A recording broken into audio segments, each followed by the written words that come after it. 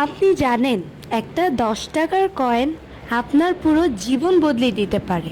এই গল্পটা শোনার পর আপনি নিজের পকেটের দিকে তাকাবেন। একটা ছোট্ট গ্রামে রহিম নামে একটা ছেলে থাকতো।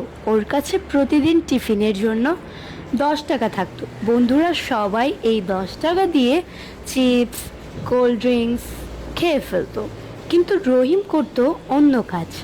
ও প্রতিদিন 10 টাকা থেকে 2 টাকা বাঁচাতো। বন্ধুরা ওকে খ্যাত বলতো, এই 2 টাকা দিয়েই কি হবে। রহিম হাসতো, কিছু বলতো না। এভাবে 1 মাসের ওর কাছে জমলো 60 টাকা। 60 টাকা দিয়ে ও একটা পুরান খাতা আর কলম কিনলো।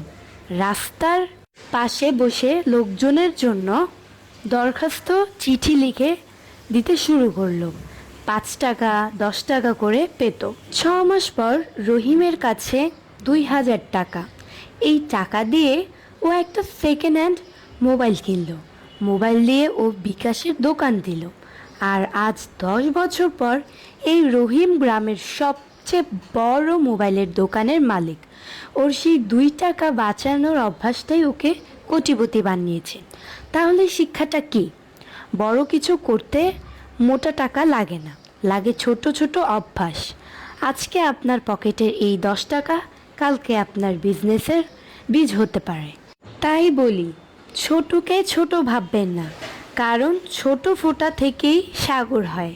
মানুষ হচ্ছে ছোট থেকে বড় হয়, কেউ বড় বড় থেকেই বড় হয়ে যায় না, সবাই ছোট থেকে বড় হয়।